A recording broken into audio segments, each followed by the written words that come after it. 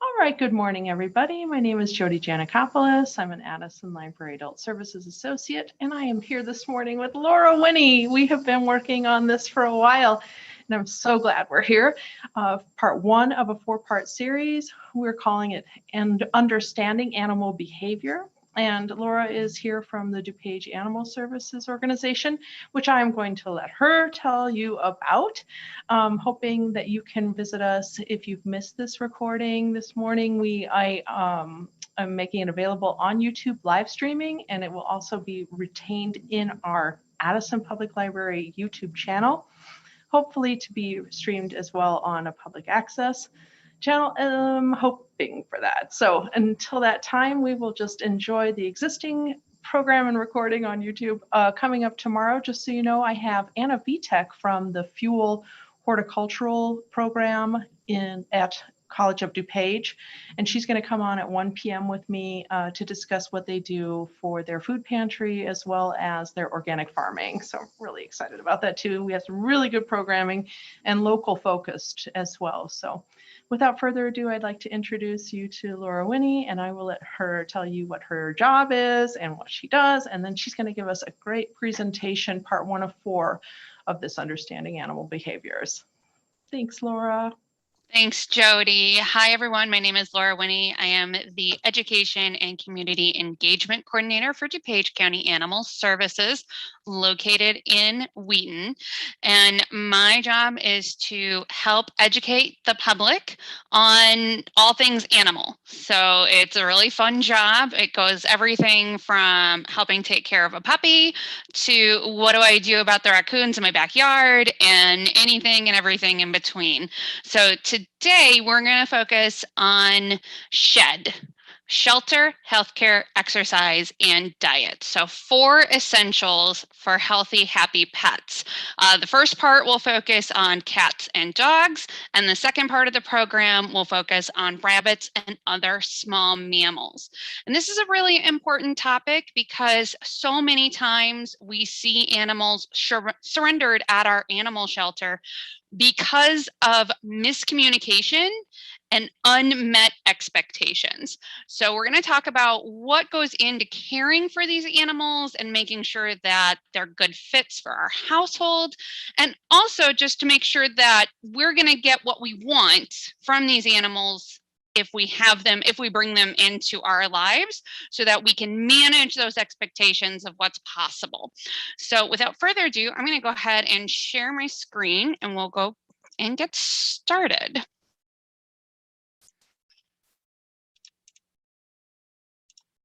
Okay, so as I said, shelter, healthcare, exercise, and diet are going to be the main components that we're looking at for what our pets need.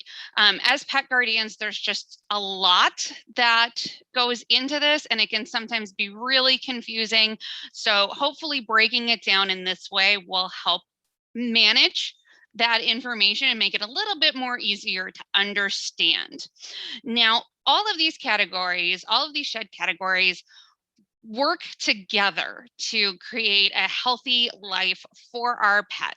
Now, for some of the pets, especially later on, I do link a few of these categories together when I talk about them, because a lot of times they're intrinsically linked. So we'll talk about that later on.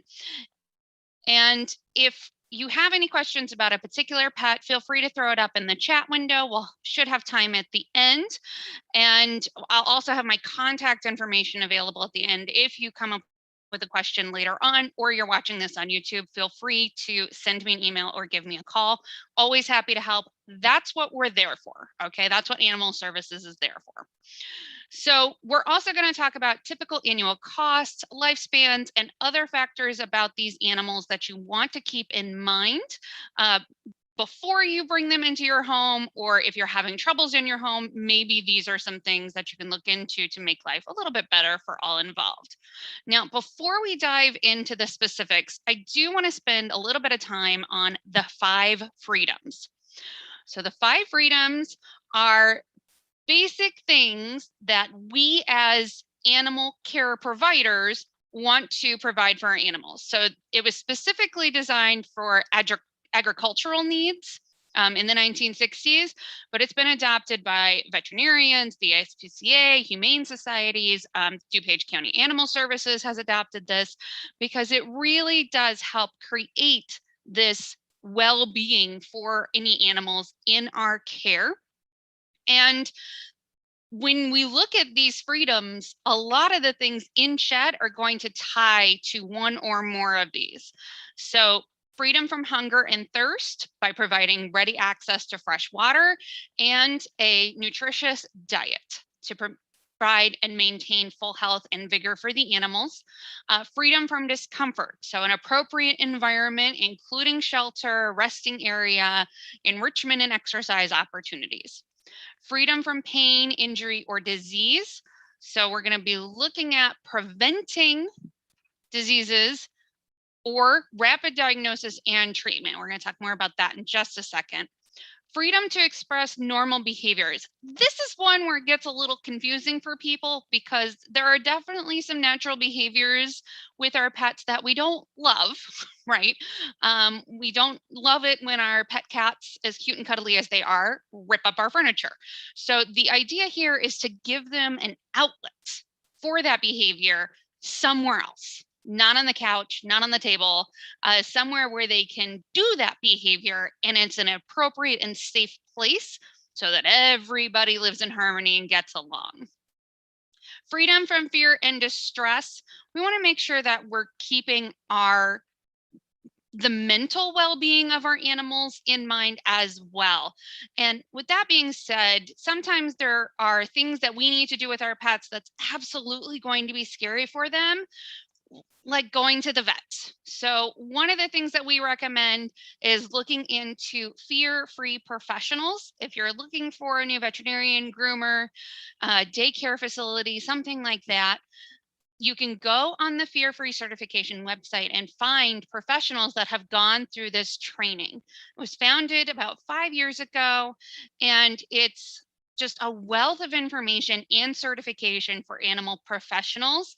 And it's looking at ways to minimize mental distress, especially in stressful environments. So what are some ways that at the vet we can make our pets feel more comfortable instead of adding on to the stress that the environment innately provides? Okay. Now, what's great about FearFree is they also have things for owners as well. So you can go on their website and look, if you have a pet that is suffering from separation anxiety, especially now that more and more people are going out, going back to work in the office, sometimes our pets got used to us being home all the time and they're having difficulty readjusting to the new schedule. So they have a lot of resources there to help you help your animals. Lots of different behavior concerns on there. So I highly recommend that you check them out. Just Google FearFree for pet owners, and you're going to find a bunch of resources because a lot of times we do things unintentionally that scare our pets, or we have to do things we know is going to be scary, and they provide some tips on how to make it less so. So definitely want to look into them. If you are really happy with your veterinarian, let them know about this certification process because it's just provides a great feedback. We use it at the Animal Services, and it's just amazing how little things can really make a difference for your pet in those situations. Now, we were talking about expressing those natural behaviors. So you're going to hear me use exercise and enrichment kind of interchangeably. I use exercise because that's something that people understand.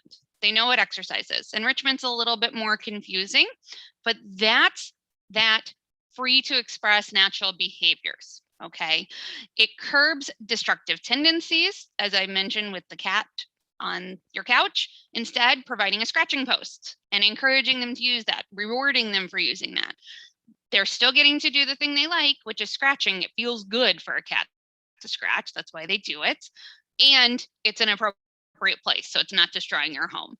There is a bunch of different categories for enrichment. Enrichment enthusiasts can go up to like 14 different categories. I focus on 5 sensory. So having them use their nose, their eyes, their ears, all sorts of different things to explore things. Physical enrichment.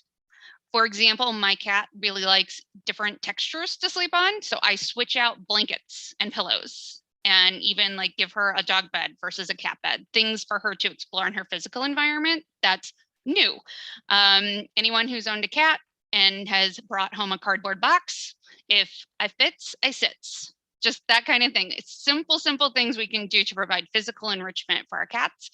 That ties very well into environmental. Mental enrichment is a little bit different because you have to use their brains. Training is a great way to do this. Food puzzles. We're going to talk more about this later on. And then social enrichment. That's where we come in, right? We are there to socialize with our animals where it's safe and appropriate to do so. We can socialize them with other animals, dog parks, meet and greets, having buddies come over.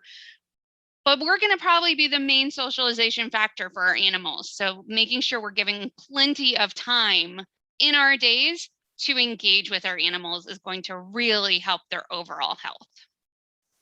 So let's dive right into dogs. And a lot of people, and I am included in this, we've had dogs growing up and we're dog experts, right? Because we had them as kids and that means we know everything there is to know about dogs. It's amazing how much we need to reevaluate what we know and what our dogs need. So basic snapshot for dogs, they can live between 10 and 13 years.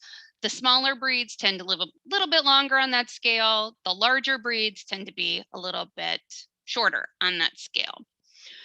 Care costs for the first year is going to include spay and neuter, and that's not just a great idea for preventing overpopulation and accidental litters, but it can also curb a lot of hormone-based behavior. For example, male dogs marking their territory. Neutering can curb a lot of that urge to do those things. And it can also prevent medical problems related to reproductive systems later on. So highly recommend spaying and neutering your pets, or all of them, not just dogs, but everybody basically. Now, after that first year, you're looking at about $1,000 per year. It can be a little bit higher depending on if your dog has chronic needs, special diets, is on medication for anything like that. So it's all important to check in with your vet and when you're adopting or purchasing a dog, which we don't recommend because they tend not to have the best medical information unless you're getting it from a really great breeder that knows their stuff. Making sure that you're aware of any behavioral needs that may require medical attention, medical conditions, things like that, so that you are prepared for what's going to happen down the line. Now, energy levels for our various dogs is going to vary greatly by their age and by their breed. So I think we can all agree that a puppy is going to have very different energy levels than a senior dog. But there's also going to be a huge difference between a pug and a golden retriever. So here on the scale, you can see some of our sporting dogs or our working dogs are going to have much higher needs energy level wise than some of our toy breeds or even some of our gigantic breeds, okay? The working dogs, the shepherds, the huskies, the retrievers, these dogs were bred with purpose in mind. So they need a lot of things going on in their day to fully wear them out. And we're not just talking about 1 2-hour walk in the morning and then you're done.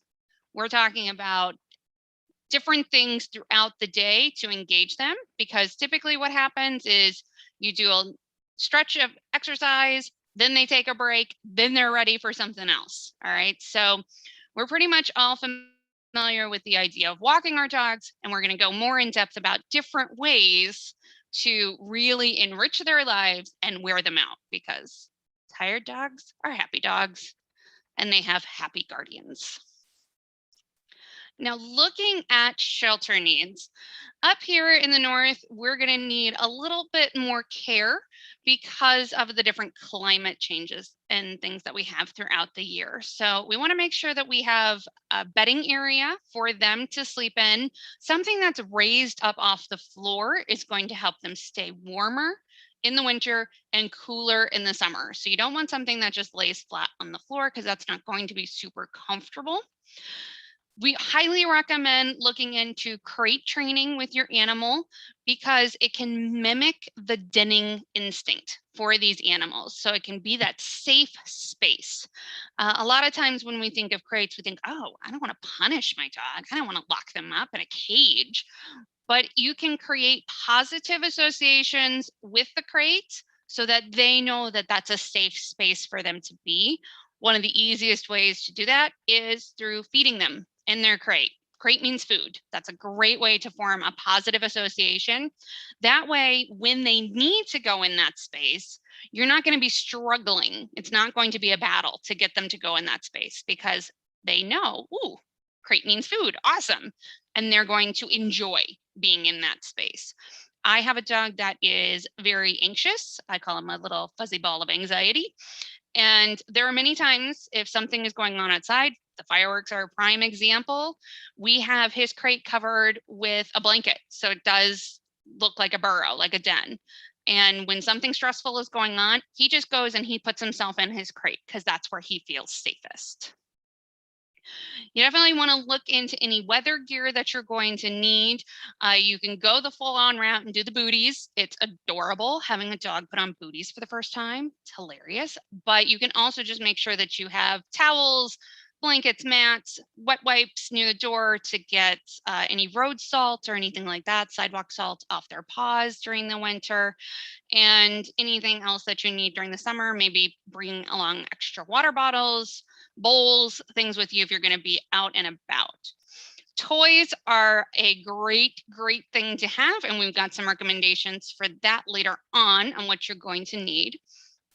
Now, different breeds obviously going to have different needs. So looking at the coat thickness, the size of the animal, and any genetic conditions. For example, some of our smaller dogs may need ramps to get up to places like the couch, because if they just always jump up onto the couch, especially I'm thinking like dachshunds and pugs, those little guys, it can start to hurt their back so that later on they have issues. So it's definitely something to talk to your vet about if you have some of those little guys in your home, what you can do to help prevent problems later on. And of course, we always want to make sure that we're doing our annual vet visit. We recommend that for all animals, an annual vet visit, whether you see something wrong or not. Animals are great at hiding things. So for dogs, that annual vet visit, we want to make sure get our vaccinations. We want to do that heartworm test. It is transmitted by mosquitoes, so make sure that you're on heartworm prevention.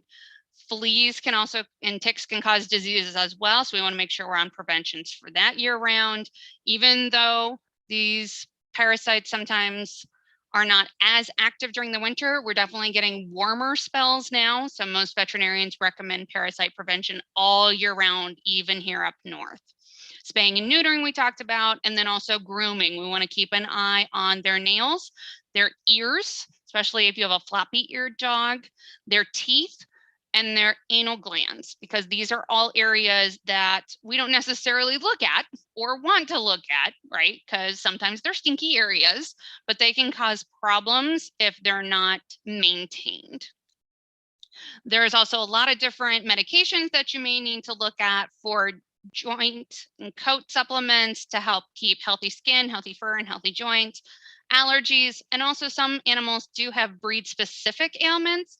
For example, some dog breeds are more prone to seizures, hip dysplasia, thyroid problems. So that's always good to talk to your vet about. So one of my favorite things to talk about is exercise, which also means enrichment. So not only those walks and those runs, but engaging them mentally, puzzle bowls, the toys, having things that they have to work to get the treat out, doing foraging activities with them. Dogs are natural foragers. And if you've ever walked a dog that found pizza on the side of the road, you know what I'm talking about. So having opportunities for them to express those behaviors naturally in a safe environment is going to be golden. Think about when you were a kid in school and you had a giant test. Even though you just sat in one place all day, you came home exhausted, right? Because you used your brain. So having them use those senses, trying to figure things out, and also doing training activities is going to work their brain, make them tired, even though they're not physically moving as much, say on a 2-mile run, still going to be a big factor in having overall mental happiness, physical happiness, and a tired dog.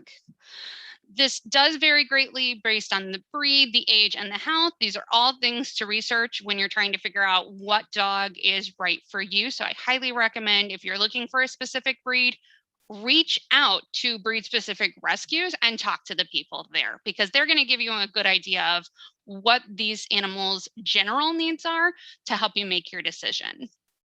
Now, enrichment does not have to be super crazy. It can be easy. So we've got a little puzzle feeder that the kibble is thrown in right there. Just having a great time. You can see that is a very happy tail right there. And you don't even have to purchase things to make a great enrichment feeder. So this is just an egg carton that we put some kibble in. And this Rowdy is going to town, having to figure out how to get to the kibble inside. And it is perfectly acceptable to space their food out throughout the day and make them work for it. Okay, their food is their payment. Make them do what they need to do that. Okay, so talking about canine diet, there is just a lot of options. Definitely talk to your vet about that, because some of the trendier options might have some health concerns, such as the grain-free might be a problem for heart healthiness in some breeds. So definitely talk to your vet about that. And typically when you're looking at different brands of food or treats, the price difference is going to be in the quality of the ingredients, not necessarily the quantity. So make sure you're paying attention to that as well. Dogs are not true carnivores like cats are. They're going to need different things as well, but we do want to minimize the people food, the processed food that we're giving them. Remember, one hot dog for a 120-pound person is one thing. One hot dog for a 17-pound beagle is quite another. Okay, so we definitely want to limit and even erase the processed people food to the best of our abilities, but there's lots of yummy treats out there that we can look at to give them. So let's move on to cats. Lifespan 10 to 15 years. Now, again, that cost is going to be a little bit more expensive that first year as opposed to later on. Cover that spay and neuter. You definitely want to do that as well for the same reasons as our dogs. And the important thing is, if you're bringing in a kitten, you want to make sure that you're providing a lot of hands-on time early on, because cats aren't necessarily born loving interaction with humans. All right, it's something that they have to learn to do. So a lot of times when you see an adult cat that you go over to your friend's house, they say they have a cat, but you've never seen it. Typically what that means is that cat was never really socialized with different people or handled a lot as a kitten. They didn't get used to humans. They didn't understand that humans are good things.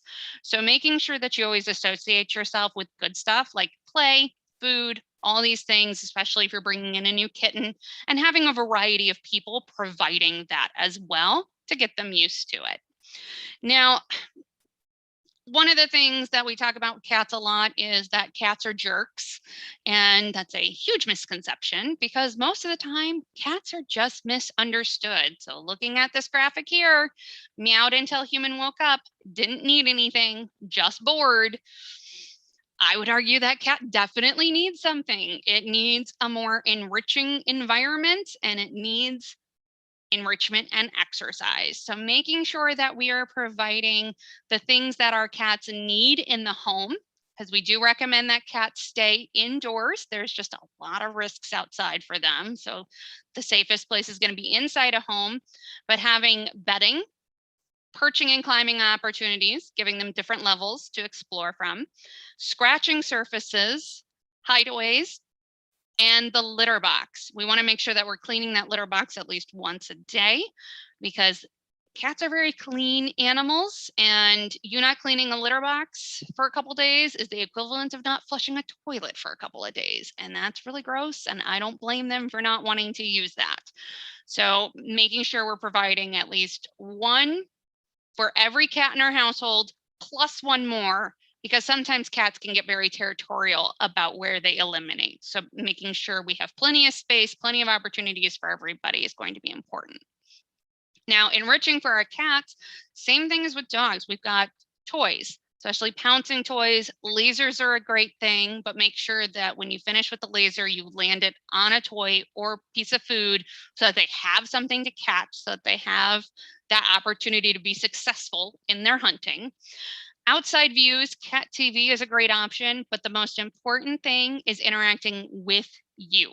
So you want to make sure that you are spending at least 15 minutes a day interacting with your cat, depending on your cat's age, energy levels, desires. The fun may be just for the cat. It may not be super fun for you to play, like, having a little wand toy and having them watch it. That's not super fun for you, but if they're watching it, that's play, that's engagement. So you definitely want to encourage that. Cats tend to play in spurts. So they'll get super excited, they'll jump, they'll pounce, and then they're gonna need a break, okay? Because think about in the wild, it's not like they're running full tilt crazy all over the place after gazelles, our little cheetah friends, right? They're watching, they're waiting for that perfect opportunity, and then they lunge. The cats in our home have those same tendencies. So understanding that play often comes in spurts and is not going to be continuous unless you have one of those crazy kitten teenagers. It may not always seem like play to you, but as long as they are watching and engaging, that's fun for them. So keep that in mind. And 100% cats can be trained. So we created an agility course for this little guy. We named him Ninja Dean. And he loved doing agility. In fact, we had a little one for him. He mastered it immediately. So we had to do a little bit more impressive. Now, Danielle there is using a food lure to lead him through all the different steps. Eventually, she would have been able to completely get the lure out of that by just having him get rewarded at certain spots. So there are definitely ways to train cats and provide them enrichment in your home. When we're looking at healthcare, we definitely want to do that annual visit, look at the vaccinations and the parasite preventions, spay and neuter, and grooming. So some cats love to be brushed. Some prefer to take care of bath time on their own. It's all a matter of figuring out what your cat's preferences are. And then also you can trim nails or use nail caps to help prevent any unwanted scratching, either of your person or your furniture. But the truth about declawing, we do strongly advocate against it because it is an amputation. It's not like trimming a fingernail. It's like cutting off your finger at the knuckle. And the problem with this is, depending on when you do this, if you do this to an adult cat, it can cause severe behavior changes because you have completely changed their anatomy on them. And scratching is a very important part of their life and can cause to many different reactions acting out from this. Doing this to a kitten can cause a lot of problems later on because with any surgery, there are dangers of the pain, the infection, even tissue death. And then also later on, you're essentially forcing your cat to walk on tiptoes and can cause severe back pain later on and have them develop arthritis. So we do highly recommend against declawing and looking into those other options instead. Now, for our diets, they are true carnivores. They do require taurine, which is only found in animal protein. So definitely no to the vegan diets or vegetarian diets for our kitties. That's a choice humans can make, but cats biologically need animal protein. It's also a good idea to do meal times versus free feeding versus having the kibble out all the time. We do recommend having wet food. So this is a good option. If you like providing the kibble all the time and your cat likes to graze, have the wet food at specific meal times. This works out great if you have a problem with your cat waking you up in the middle of the night because they're bored. Something you can do is have a really good play session right up before bed and then provide food, because typically that mimics the normal cycle. So they're chasing, they're hunting, they're catching, they're killing, then they're eating, right? Then typically after they eat, it's time for a bath because they're just very fastidious animals. And then after bath time, they're super sleepy and worn out. So that's a great way to mitigate kitten meows at 3 o'clock in the morning. Okay, especially if that's an issue.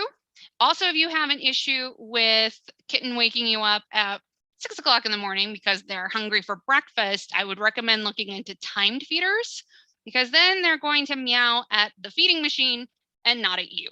So it's a great way also to help mitigate some of those behavior problems.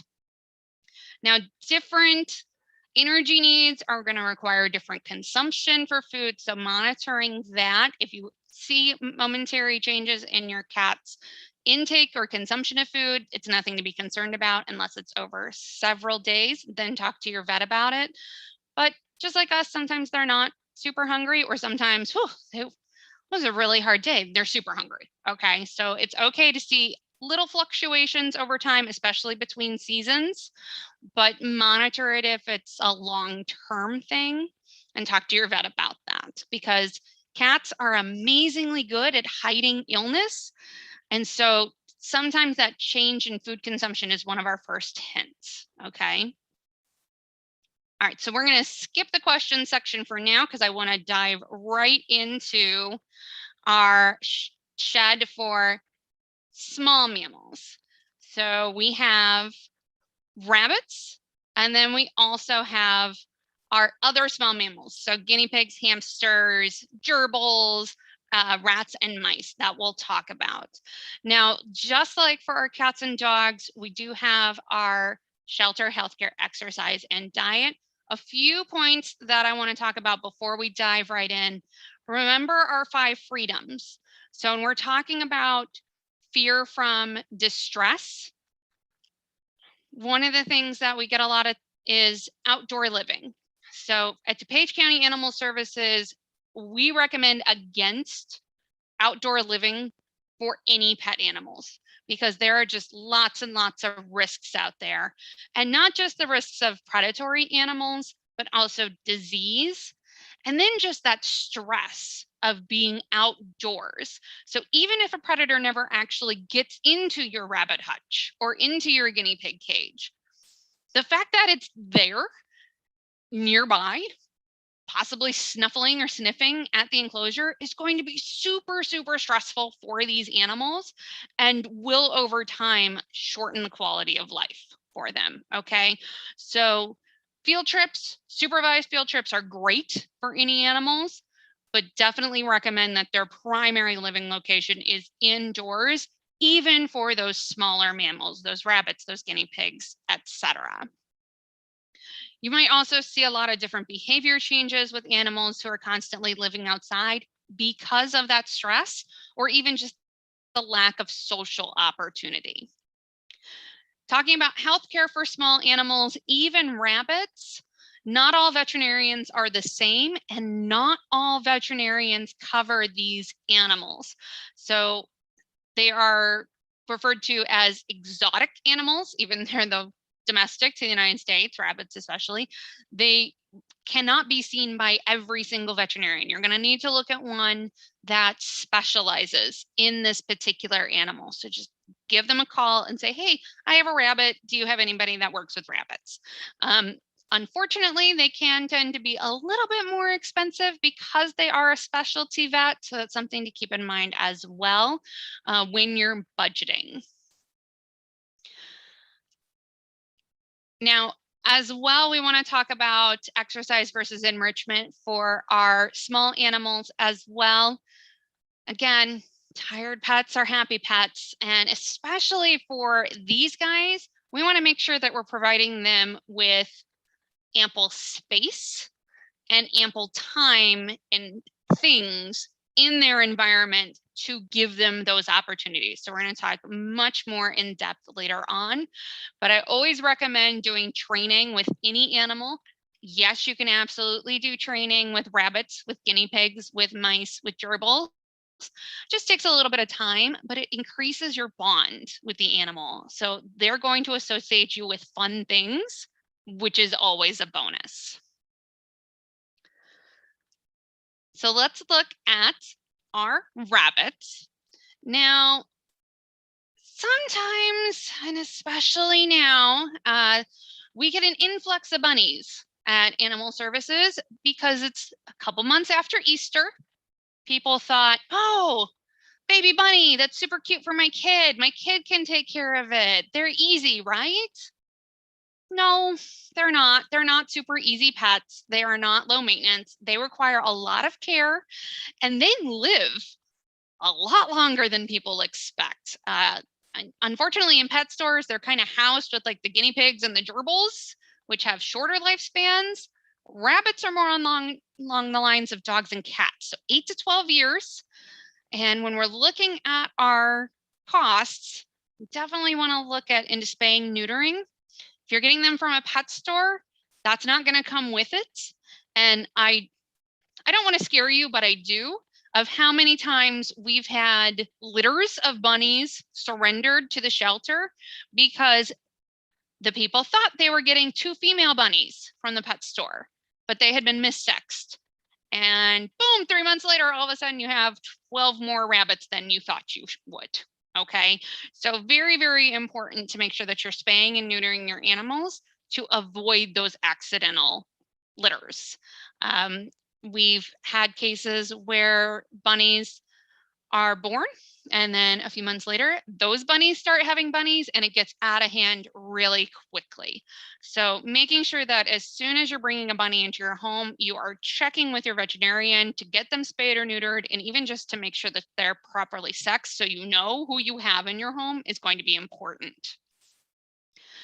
These animals are not the best option for super young children. We will talk about that with our small mammals as well, because they are a prey animal.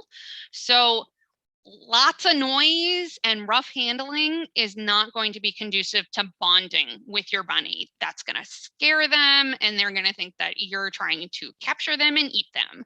Just instinctive behavior. So definitely making sure that children in the home understand that we need to be quiet, that we need to sit still, and that we need to touch gently.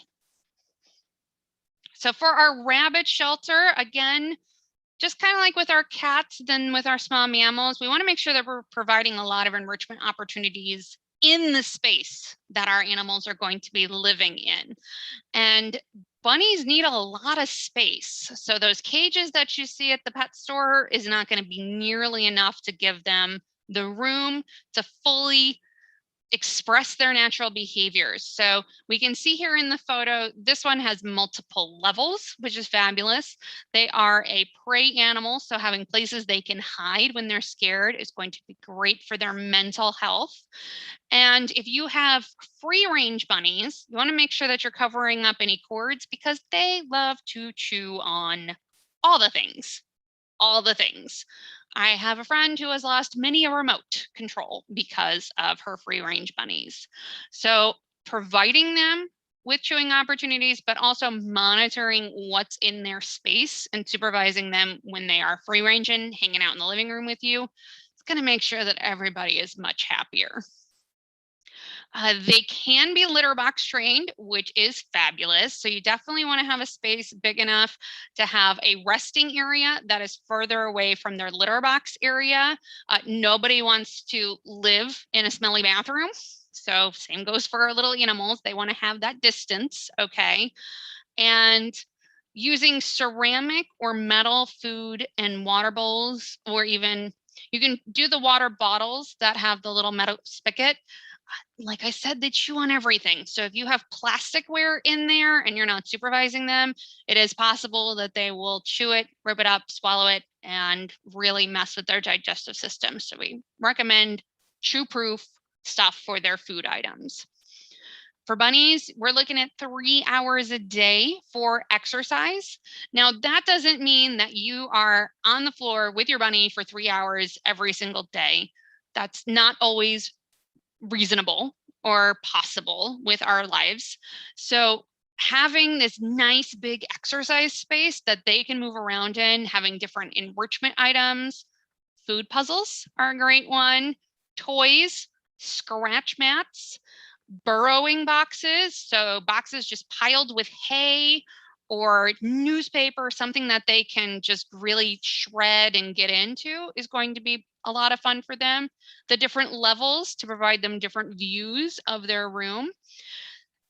These are all opportunities. So if you are keeping your animal in a smaller enclosure during the day, we definitely want to give them at least 3 hours out of there so that they do have that opportunity to exercise and move around.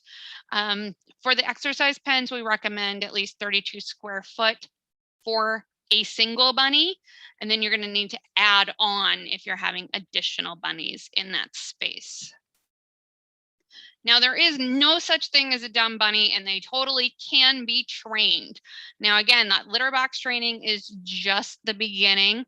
They can be trained to do certain tricks, just like cats and dogs can. There are agility trials for bunnies, which check them out on YouTube. They're hilarious. I love them.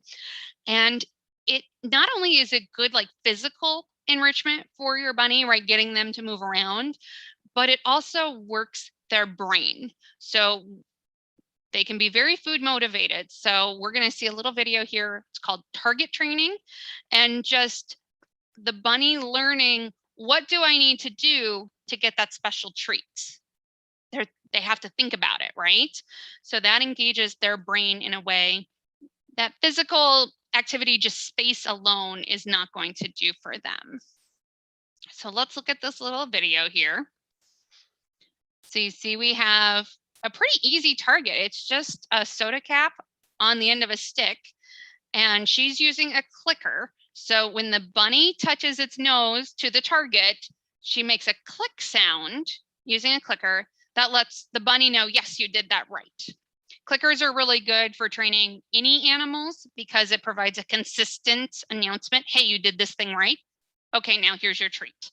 So this is a great thing to do if you are trying to get your bunny into particular locations. And then here we have the agility training, which is fabulous. Again, physical activity, but also mental engagement. Now for our specialty vet visits, again, you're going to have to look into that. Rabbits do not require the vaccinations that cats and dogs do, and they very rarely get sick as long as we're providing them the things we need.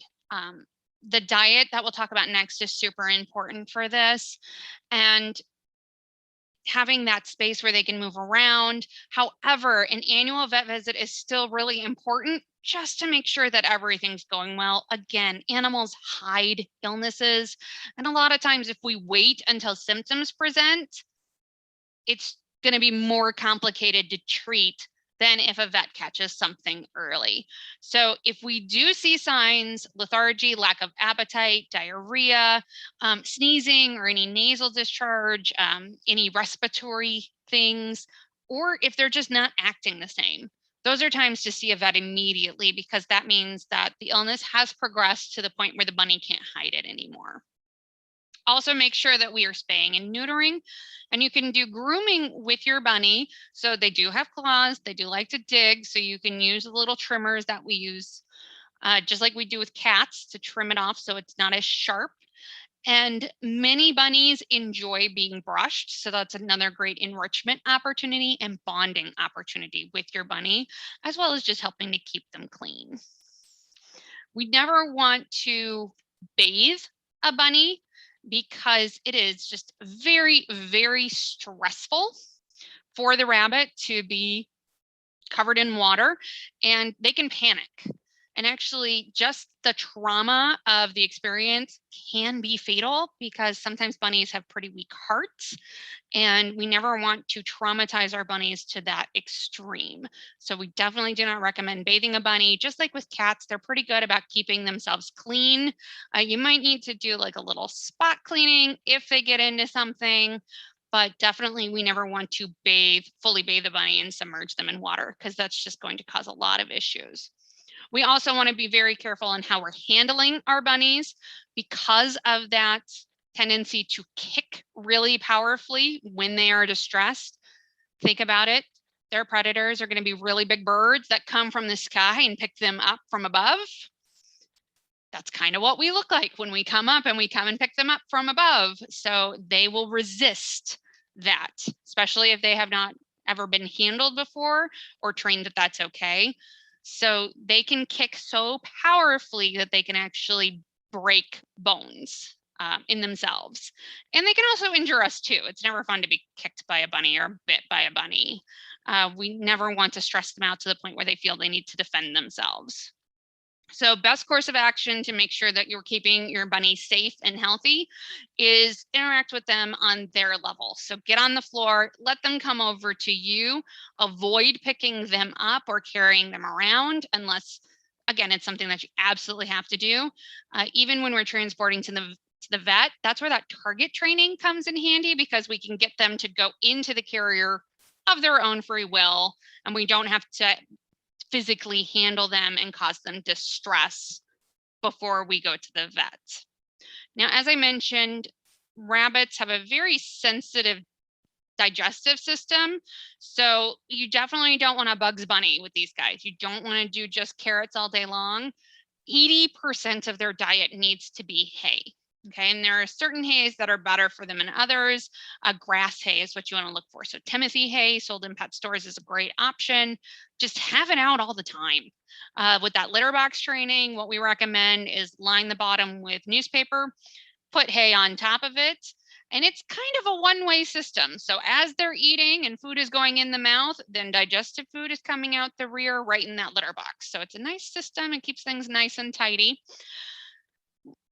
When we're looking at, leafy green vegetables, pellets, or even other fun snacks, limiting what they're getting is going to be important. You don't want to have a bunny that gets too big because if they get too fat, they can no longer groom themselves properly, which can cause a lot of issues. So you definitely want to make sure that you're keeping up with that 80% for the grass hay, 10% for leafy green veggies, 5% pellets, don't have them out all the time, just do like a once in the morning kind of thing. And then treats sparingly. Not all veggies are great for the animals. You need to look at the sugar content, just like you do with our other animals. So there are lots of different places online where you can find that information.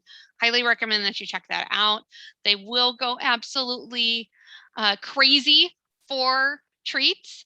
But it's just like us. I go crazy for chocolate ice cream, but if I had it all day, every day, definitely would not be a healthy specimen, right? So we want to make sure that we are being responsible pet guardians and maintaining their diets for them. It's not like it's not like a rabbit's going to choose not to eat those, okay? They don't really have the impulse control that we do. If it's there, they're going to eat it. So make sure that you're the one being responsible. Now, diving really quickly into our small mammals, got a couple different types here. So guinea pigs are going to live a little bit longer, so 5 to 7 years. Hamsters and gerbils, 1 to 2 years. Rats, 2 to 3 years. Okay, so different lifespans for those.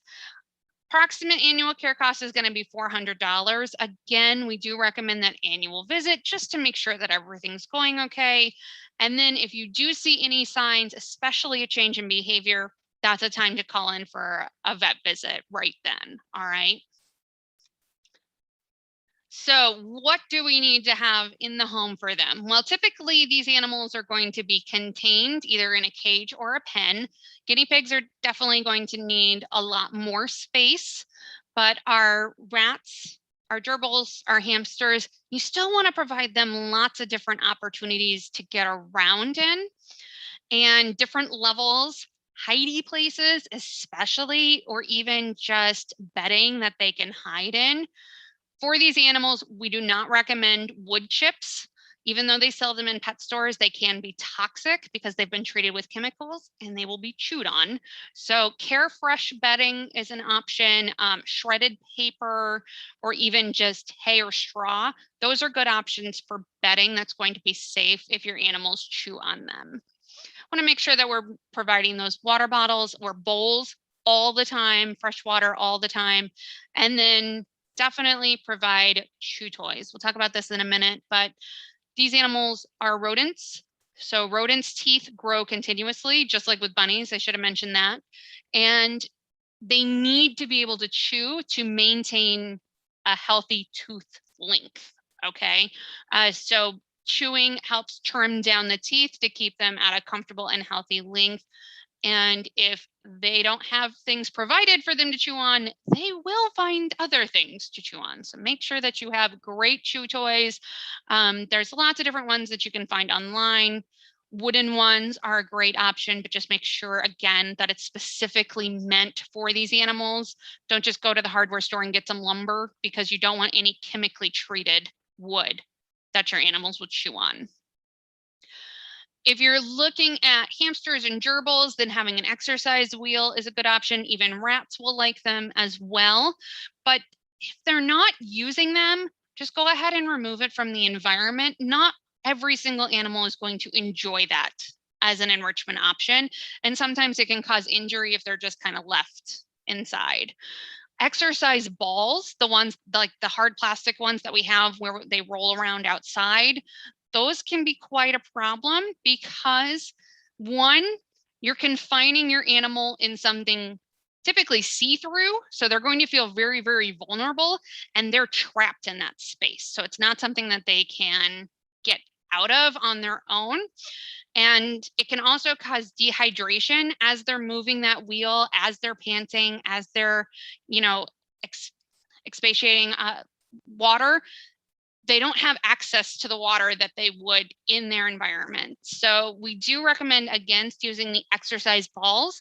And really, for guinea pigs, you don't want to do anything like that. Their spines aren't shaped the same way.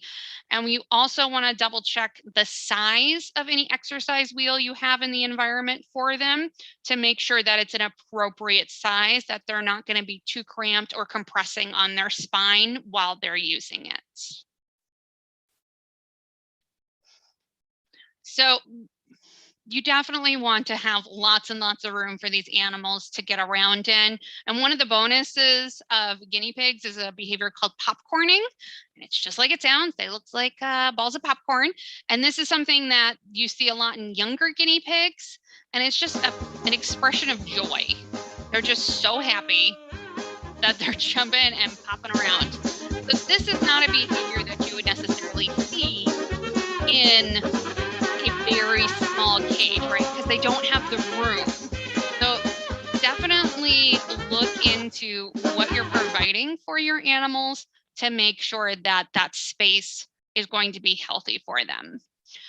Now, as I mentioned before, continuous tooth growth for animals, So looking at their dietary needs, guinea pigs are going to be a little different from the other rodents. They also need hay on a regular basis. They're more like rabbits in that regard. And it's all due to the tooth structure. So if you look at this graphic, you can see that guinea pigs, the way their teeth are created is for grasses, all right? And rats have a little bit different jaw structure so that they can do nuts, seeds, and grasses as well, as opposed to like squirrels, pretty much purely nuts and seeds, okay? So the different jaw structures will help determine what they eat and what is healthy for them to eat. So with guinea pigs, definitely we want to be providing that grass hay for them. Pellets can be supplemented as well. Leafy greens and different vegetables, especially those high in vitamin C, because they do not produce vitamin C on their own, so they need that as a supplement. So like bell peppers, things like that, high in vitamin C are going to be great for them. With our hamsters or gerbils, our mice, and our rats, A good quality balanced diet is going to look at high quality pellets, but you can also supplement with seeds, fruit, and vegetables. You do want to do your research though, because again, not every vegetable and fruit is created the same. And some items like rhubarb or grapes can actually be toxic for these animals. Another thing to keep in mind with the health of these animals is what their social situation is going to look like. Because when we talk about health, we also want to talk about mental health. Guinea pigs are herd animals. So I really want to go to South America where guinea pigs are from, because I really want to be stampeded by a herd of guinea pigs. It just sounds like a great way to go. It sounds fun. I'm kidding. Please don't do that. But they are social animals. Okay. So they live in herds out in the wild. When we have them in our home, we want to make sure that they have a buddy or a lot of social time with us. Okay.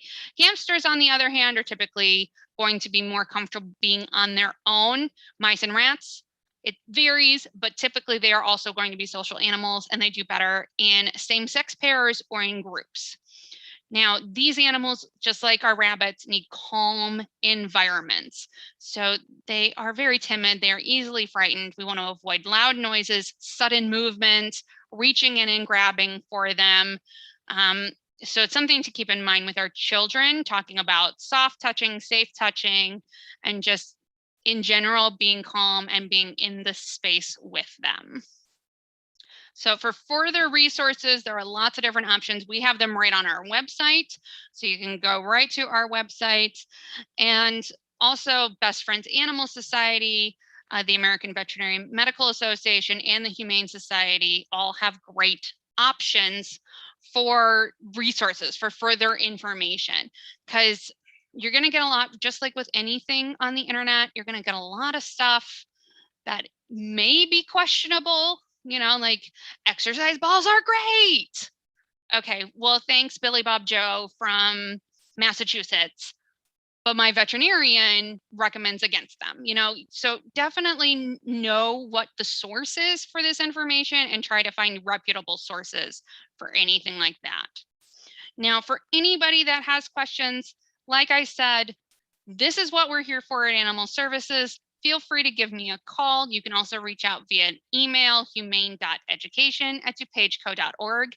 We are happy to answer any of the so-called dumb questions that you have about your animals, because our goal is for pets and pet guardians to live in harmony. We want those expectations to be well regulated, and we want our pets to live in happy, healthy environments. So if that means that you have a question that you think is dumb, feel free to give us a call. Trust me, we've heard them all, and we're always happy to help people better understand the animals that they are providing a loving home for. Because at the end of the day, that's what it's all about, making sure that our animals are safe and healthy and happy. So if anybody has any questions, I'll go ahead and check the chat. Okay, so no questions today, which is perfectly fine. Like I said, anytime you guys have questions, feel free to send them out via email or give us a call anytime during business hours, and we are happy to help out. Thank you so much for joining me today. I appreciate you guys being here, and I do hope that you join us next Tuesday for our webinar as well, which is Compassionate Citizen Crash Course and Our Wild Neighbors. So basically, how we make choices that affect animals, not just in our home, but out in the world, animals that we don't even see, okay? And also, what can we do to live in harmony with the wild animals in our own backyard? So thank you so much. I hope to see you again soon, and have a great rest of your Tuesday. Thank you so much.